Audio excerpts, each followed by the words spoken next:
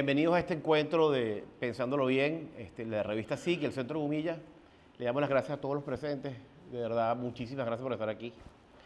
Hoy nos acompañan dos personas especialistas, de alguna forma, en el tema de inteligencia artificial. Cada quien tiene su área de desarrollo profesional y académico, pero en este tema vamos a tratar de compartir visiones. ¿Okay?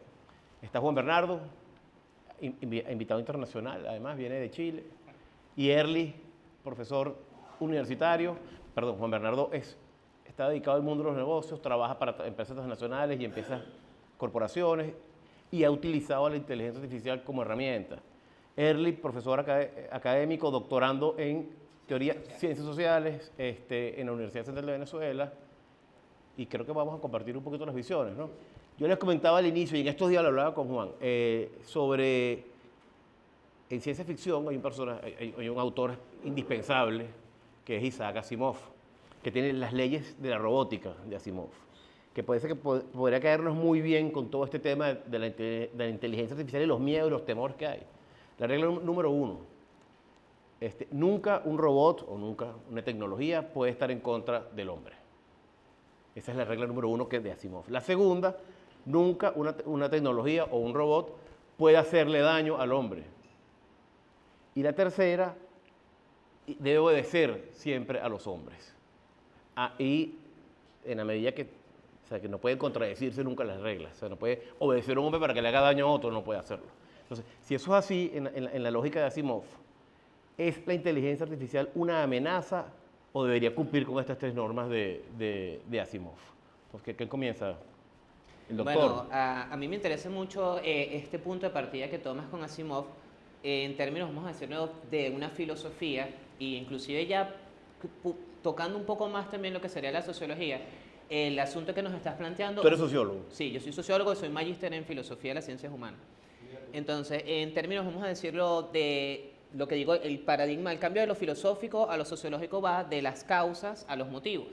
Entonces, estamos diciendo, no puede atacar a un hombre, es decir, no puede tener estas cosas. Estamos pensando, si es una herramienta, entraría dentro de ese, vamos a decirlo, encauzamiento de la causa, valga la redundancia, o si ya es esta inteligencia, como la gente te dice que piensa, y eso sería otra discusión, que son los motivos.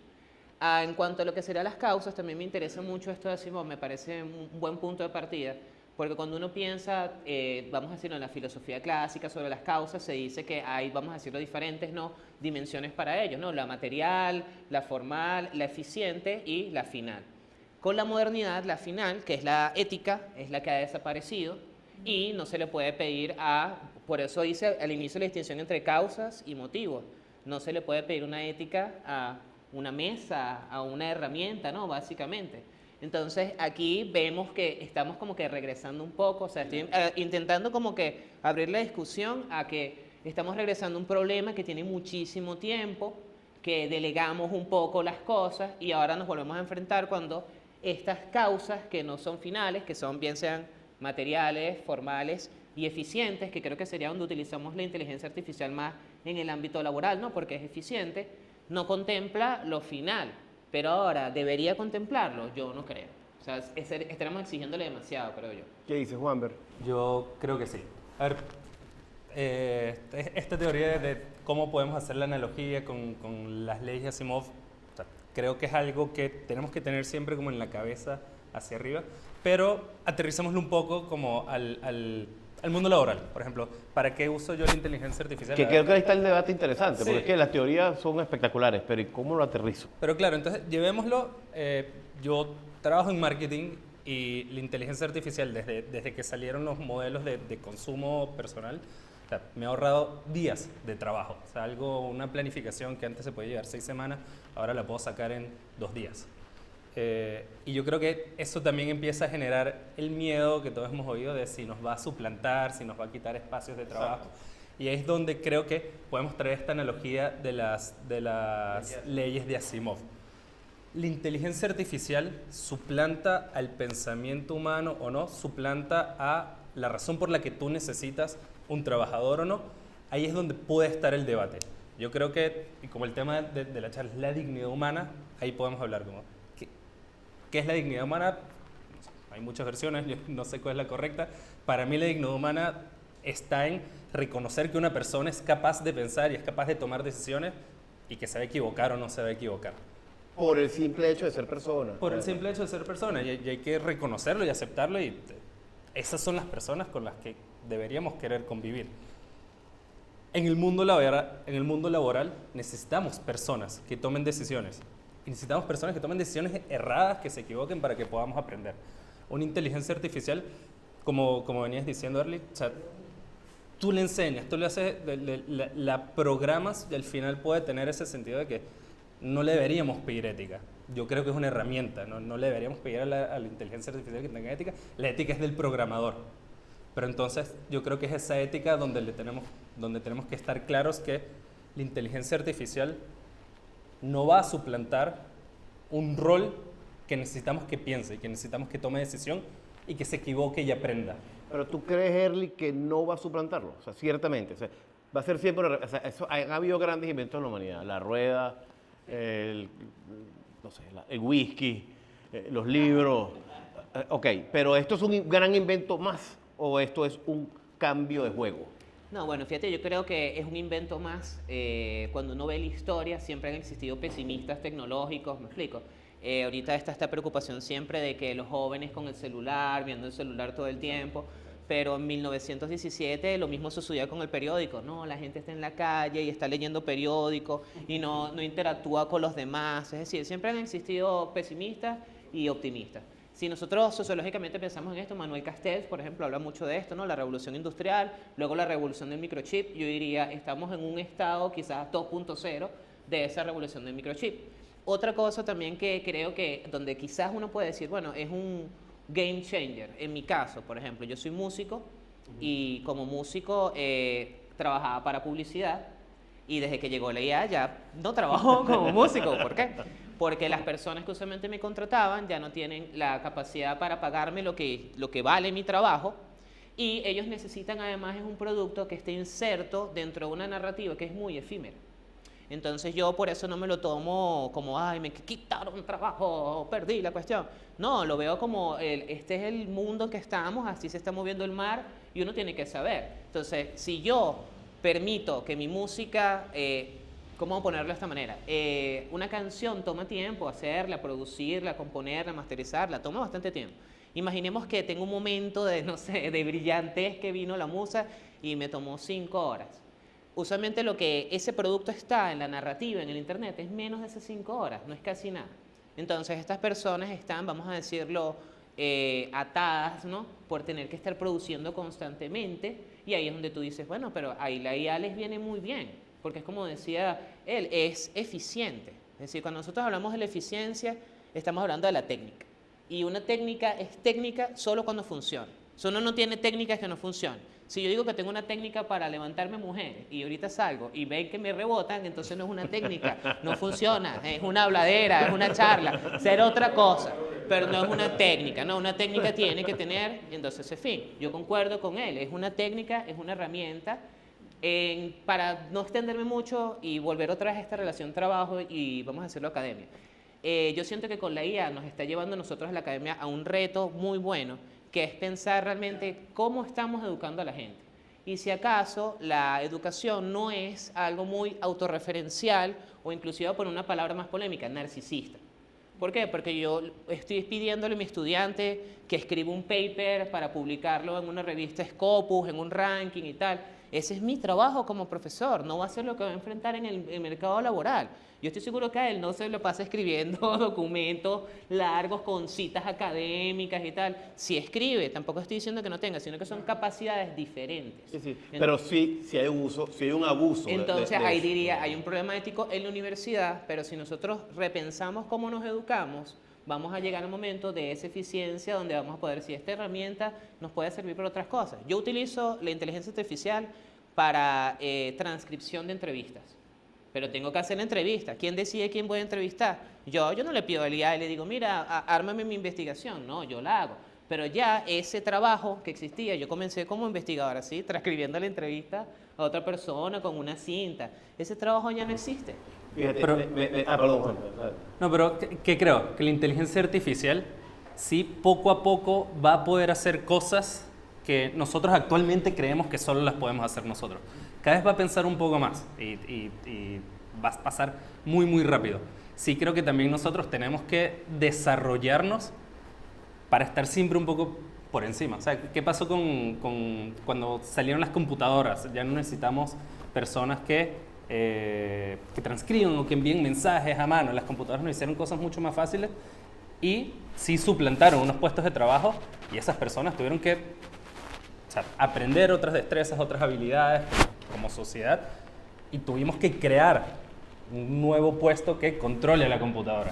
Va a pasar con la inteligencia artificial. Ahí coincido contigo y levantas una bandera del tercer tema, pues, que era el tema de la dignidad, ¿no?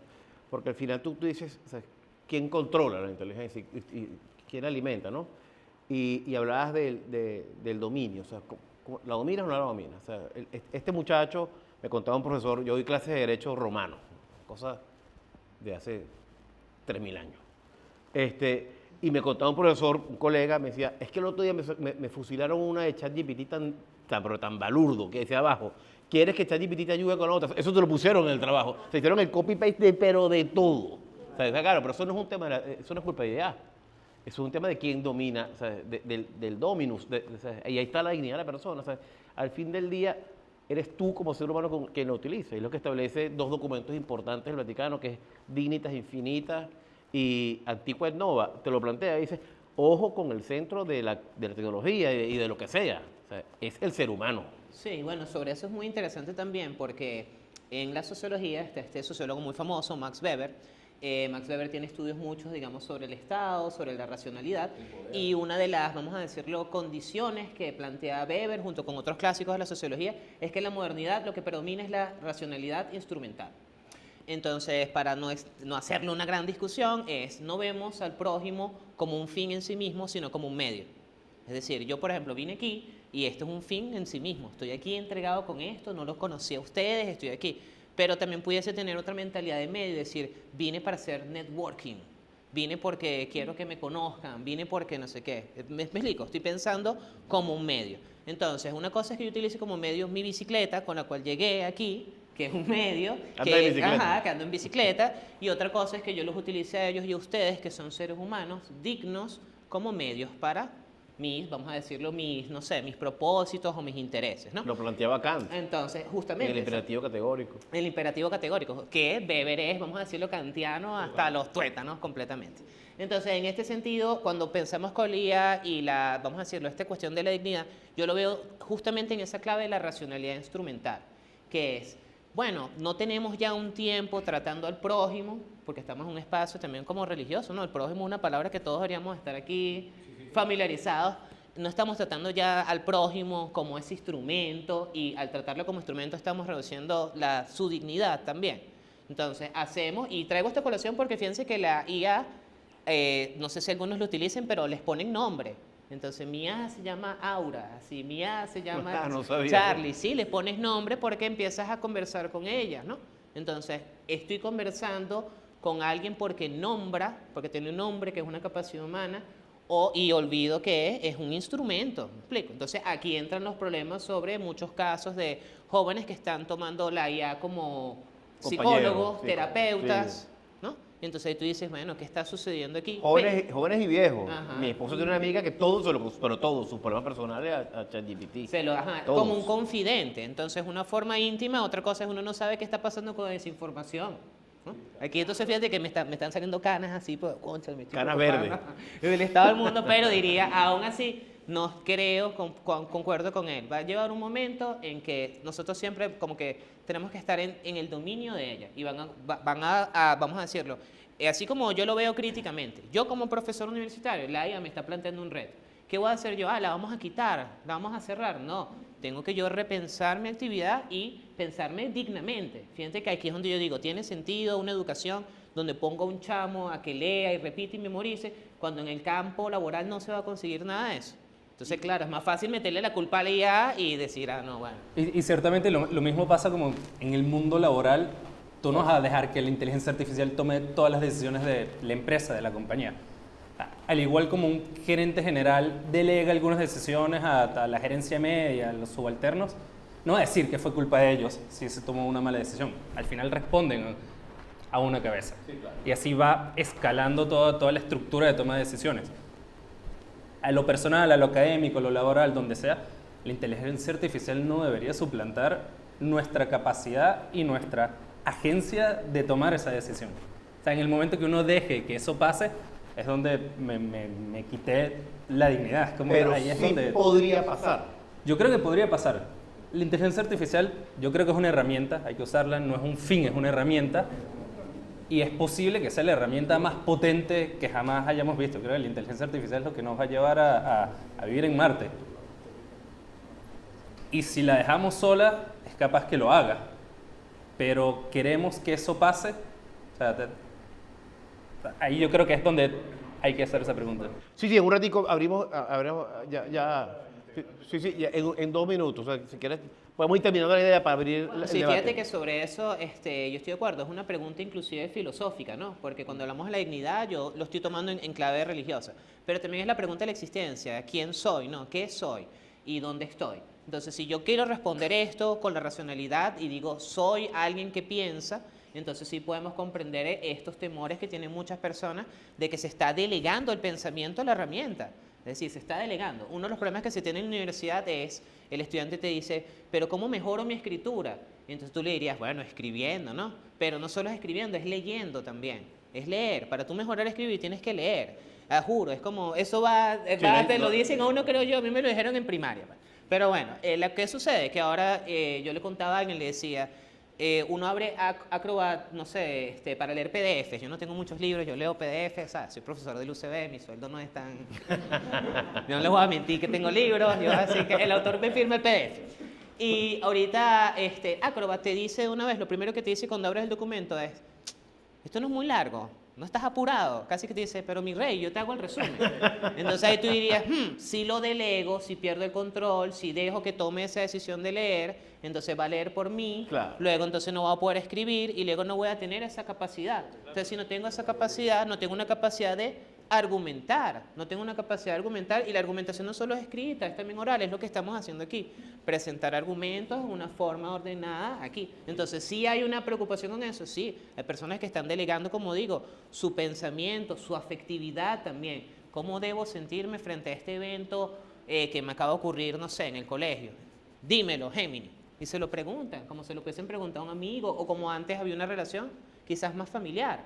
Hablo con mi hermano, le digo, cónchale, pana, me está pasando esto, o con mi mamá, o con otro amigo. Todas esas redes están transformándose. Pero nuevamente, yo no soy pesimista, sino que todavía digo, es una herramienta, es algo que sí hay personas que lo están delegando, pero bueno, aquí es donde entra el libre albedrío. Y el problema puede ser que... Ya concluyendo, porque para ver. Sí, para concluir. Pero te repito, el problema puede ser que confías más en Gemini que en un amigo. Y ahí es donde todo se empieza a desmoronar. Claro, pero ¿cómo quieres cerrar antes de...? No, o sea, la verdad es que creo que ya hemos tenido una muy buena discusión. O sea, Chévere, bueno. Tenemos invitemos. no más de 5 o 7 minutos para conversar en público. Sí. Adelante. Bueno, yo, en base a la exposición de las dos personas, los dos invitados, concluyo de que es una herramienta. Históricamente tenemos que echar un poquito hacia atrás. No hace mucho, cuando uno estaba en la central estudiando, uno programaba ingeniería, Fortran, el DOS, no era el DOS, sino el DOS, el sistema operativo. Eso se perdió completamente. Apareció Windows, una herramienta, facilitó, se masificó y todo el mundo se fue hacia allá. Así vamos. Yo veo la inteligencia artificial como una herramienta que ayuda, no me resuelve. Pongo un ejemplo. Ahorita los alumnos, la tesis antes era 1 año, ahora la hacen en 2 meses. No la hacen, se la hace la inteligencia artificial. Pero ¿quién es la inteligencia artificial? Es una cantidad de personas que han puesto información. Vamos a echar para atrás, Wikipedia. Cuando inició Wikipedia, todo el mundo lo veía así como extraño. Tenía sus fallas. Usted profundizaba un poco en ciertos temas y daba información incorrecta. Aparece Google y Google es la maravilla. Ese sí no se pela. Y todo el mundo dice, pregúntale a Google. Lo mismo está sucediendo con la inteligencia artificial. La robótica es otra cosa. Mi preocupación con la inteligencia artificial es el marco legal. Marco legal. El marco legal. y ahí va usted, y esa es su área. Eso no está definido, y hasta que eso no se defina, no se va a poder entonces desarrollar en la totalidad como herramienta la inteligencia artificial. Gracias. No, muy bien. Sí, sí, y en realidad le damos trabajo a los abogados porque estábamos fuera del lote. No sé, ¿alguna otra pregunta, alguna intervención? Sí, sí. Tú. No, perdón. Adelante, sí, sí. Tú. Ok. Con gusto, con gusto. Yo soy estudiante de idiomas modernos Idioma y moderno. también por Latín, traducción, griego. inglés e italiano. Pero por la parte de traducción también está esta preocupación sobre si la IA nos va a quitar el trabajo o no. Claro. Me parece importante por la parte de la ética, que mencionan precisamente la necesidad humana de tomar decisiones. Pero hay algo que sí me preocupa también, como dibujante, como artista. Y el uso de la inteligencia artificial para generar imágenes y también como escritor, digamos, gente que le da un prompt y a pesar de que dicen, sí, la IA es una herramienta, básicamente en este caso sí, hace el trabajo de la persona. Vamos a tomarlo por la parte creativa de generar una imagen. En este caso, y también por la parte legal, ¿se le deben dar derechos de autor a trabajos que usen como tal inteligencia artificial? Y lo digo en la parte de que sí hace parte, es como una parte bastante, un porcentaje bastante alto del trabajo. La persona, digamos, tiene de cierto sentido la propiedad intelectual al darle la idea, pero no hace el trabajo como tal. Y a pesar de que es una herramienta, sí crea, digamos que es el verdadero trabajador en ese caso. Entonces, ¿cómo, por la parte legal, por así decirlo, por los créditos, qué tanto se debe considerar a la inteligencia artificial en este caso? Yo me había hecho el propósito de no hablar, pero es que creo que el punto fundamental lo hemos obviado. Inteligencia artificial no es una simple herramienta, es mucho más que eso. Es mucho más que una simple herramienta. Como músico, colega, para mí ha funcionado divino. Me ha quitado el problema de tener que convocar músicos a un estudio, de afinar instrumentos, de lograr la perfecta afinación de los instrumentos, de montones de cosas. Una cuña la puedo hacer yo hoy día en menos de un minuto. Si alimento bien el programa. Oigan bien, depende de las herramientas que yo le dé a inteligencia artificial, el producto va a ser mejor o peor, mediano u óptimo. Hay otro problema grave. O sea, desde el punto laboral, para mí ha sido fantástico. Me ha creado problemas, me ha eliminado los problemas de discutir, me ha eliminado los problemas de regañar músicos, etc. Ahora, concretando más, creo que el problema fundamental está en que inteligencia artificial está creando una nueva clase social y está creando un nuevo mundo. Y ahí nos hemos puesto el ojo. Está dividiendo el mundo entre preparados e inteligentes y no preparados, no personas marginadas que no tienen acceso a estas herramientas, y eso es mucho más grave que todo lo que estamos hablando. Pero yo creo que el verdadero meollo del asunto está allí. Tendremos en un ratico unas nuevas clases sociales. Lo señalaba aquí el amigo, la clase de quienes están alimentando o quienes alimentamos, porque eso lo hacemos todos, la inteligencia artificial, y quienes no tienen ni siquiera acceso a los medios para poder utilizarla. Eso es un punto. Y el segundo punto, el último punto, pues, para terminar, y creo que es muy importante ponerle atención, y es el que más me gusta a mí, que está enfrentándonos a un problema que siempre ha tenido la humanidad y que no hemos sabido prepararnos para él: el ocio. Verdaderamente es una herramienta fantástica para que el ser humano disfrute más del mundo, de los paseos, de la naturaleza, de las cosas, si sabemos utilizar la inteligencia artificial para que sea una herramienta que nos ayude a todos como sociedad a ser mejor. Entonces conseguiremos una gran cantidad de herramientas tecnológicas que para eso se han sido creadas, que nos faciliten el mundo y podamos utilizar más nuestro tiempo para oír música, para componer música, para hacer un montón de cosas y para seguir creando mejores programas que inteligencia artificial. Perfecto. ¿Alguna, aquí también, ¿no? ¿Había una intervención o no? Allá atrás. Ajá.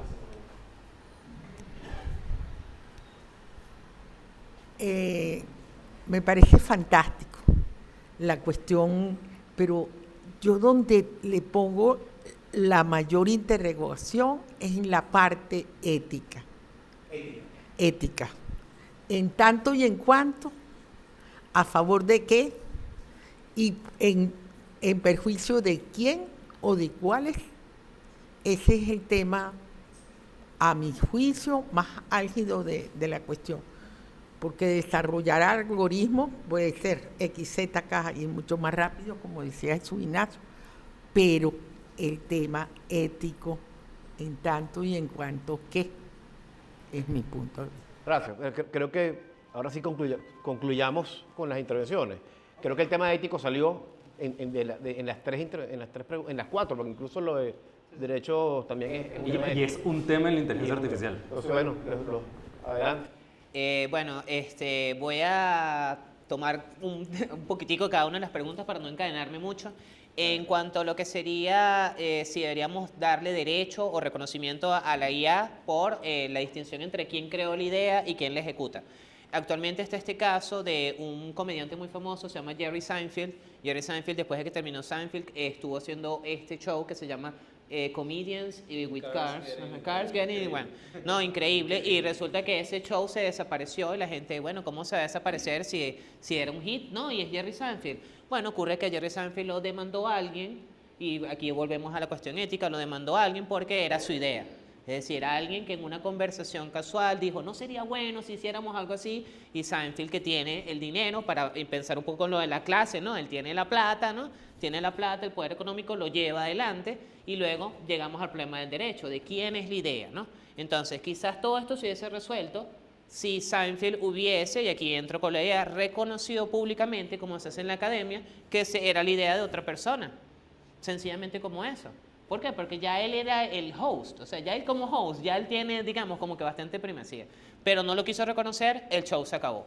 Entonces, mi posición con esto es, si encontramos o podemos reconocer que yo haga un arte, ¿no? Hago un dibujo, me dicen, ese dibujo es tuyo, y dije, no, yo tengo la idea, pero tengo que reconocer que esto está hecho, así como en la academia. En la academia uno puede citar, le pregunté a ChatGPT, y ChatGPT me dijo esto. O sea, por eso en la academia cuando la gente te dice, no, que no se usa la IA, se usa, pero tienes que saberla controlarla. Y parte es ser honesto intelectualmente. Estamos hablando de un problema de honestidad. En cuanto a lo de la música, sí, yo vengo del punk rock, soy multiinstrumentista, pero en el punk rock uno tiene esto que es la autogestión, entonces a mí me gusta, toco trombón, toco batería, me gustan todos los instrumentos. Entonces he sido como el hombre orquesta un poco. Pero llegué en el momento en que estaba la música electrónica, los 90, todo el hip hop y todo esto. Y ahí se dieron problemas legales también, que es el uso de los samples, ¿no? De los samples y el uso de las programaciones, de programadores. Entonces por eso yo aquí no estoy diciendo como no, estoy en contra de ello, porque también tengo años programando, secuenciando solo, me explico, pero aún así diría que el non plus ultra de la música es tocar con los demás. Eso para mí es como sigue siendo lo máximo. Pero ahora en términos de eficiencia, de publicidad, de todo, se ha utilizado. Por eso es que decimos, venimos como en un proceso histórico que va cambiando. En cuanto a la clase también, clase social, el uso de la IA también muchas personas te dicen, no, pero es que no logra resultados, esto es muy malo. Pero es que estás usando una gratis, amigo. Usa una paga para que veas. Paga por una para que veas. Pagas por una y te vas a quedar ahí que... ¿qué está pasando aquí? En la música, por ejemplo, fíjense, mi mayor sueño como músico cuando empecé a hacer música era poder tener los multicanales de lo que fuese. O sea, por ejemplo, de, no sé, música de Willy Colón, quiero ese trombón, pero no lo podía sacar porque está mezclado ahí. Ahorita con una IA se puede, con una IA paga, tú lo pones y extraes todos esos multicanales. Entonces ya los extraes y los extraes limpios, es como un sueño. Pero ahí llega el problema ético. Volvemos y con esto cierro, ¿no? El problema ético es, pero no me estoy robando yo a Willy Colón ahí. No Claro. me estoy aprovechando de la cuestión. Claro. Pero por eso voy a cerrar mi círculo aquí hermenéutico para decir, pero si yo dijera que estos samples los hice utilizando esta ahí, que esto es Willy Colón y que esto está inspirado, si soy honesto con mi creación, ya estaríamos hablando de otra cosa, ¿no? Ahora, si yo dijera que no, a mí se me ocurrió todo esto y tal, mira este trombón y tal, no. Demanda por el pecho. Ajá, entonces por eso creo que la dignidad también y el problema ético pasa por la verdad. Y la verdad es, reconozcamos que utilizamos estas técnicas. Para cerrar, yo soy autodidacta, músico autodidacta. Y con toda mi vida me consiguió músicos que de repente yo veo un arreglo y yo digo, esto es un arreglo académico. Y me dicen, no, yo no he ido a la academia. Es como que niegan eso, como que, ¿cuál es el problema con que fuiste a la academia? Es como que yo agarraran y me dijeran aquí que, wow, Early, tú estás muy bien argumentado. ¿Das clases en la universidad? Y yo dijera, no, yo soy un ciclista de libre. Yo pienso así, no. Lo que yo soy el resultado de la academia. ¿Me explico? Por eso, ser honesto. Me gustó ese punto de la música, porque sí es verdad, tú puedes agarrar la inteligencia artificial y decirle, extráeme el trombón de Willy Colón, o incluso, diséñame una línea de trombón como la tendría Willy Colón. ¿Le tienes que atribuir derechos a Willy Colón o no? O al trombonista Willy Colón. ¿Qué pasa si yo no se lo pido a la inteligencia artificial, sino yo aprendo a tocar como el trombonista y después lo hago y lo imito muy parecido? Un poco como lo que decía ella, gente que dibuja que utiliza la IA. Yo me tengo amigos dibujantes que no utilizan la IA para el producto, sino para inspirarse. Por ejemplo, yo quiero hacer un dibujo hoy de esta conversación, pero quiero imaginarlo ahí con una corona así, ¿sabes? Entonces digo, me puedo poner a dibujar, pero le puedo poner a la IA, una foto de él con la corona y luego lo dibujo. ¿Ese dibujo de quién es entonces? Volvemos a es mío, ¿no? Porque fue como mi idea, pero mi idea pasó por una técnica y luego volvió a lo que lo estoy haciendo. Ahora, tengo que reconocer a la IA, yo diría que si alguien me preguntara ese dibujo, yo le diría, mira, utilicé la IA. Sería como honesto. Era honesto. Juanber, concluyendo. Y concluyendo, yo creo que la IA te va a lanzar basura si tú le das basura. Y si le das cosas buenas, te va a traer cosas buenas. Ahí yo creo que la creación es tuya. Está todo el tema del prompt engineering. O sea, yo diría que el 99% de las personas que usan la inteligencia artificial la usan al mínimo de su potencial. Y las personas, las empresas, las instituciones académicas que de verdad lo están usando, han hecho un trabajo de entender cómo le tienen que pedir las cosas a la inteligencia artificial. Yo creo que si tú creas una obra artística con inteligencia artificial que es increíble, le tuviste que haber metido un párrafo gigante de prompts para que eso se cree. Y ahí es donde está la pasión y la emoción que le puede dar el artista. Eso es trabajo del artista, no es trabajo de la inteligencia artificial. La inteligencia artificial al final son algoritmos y son unos y ceros, que lo puedes hacer cuando haces diseño gráfico por computadora. Un poco análogo.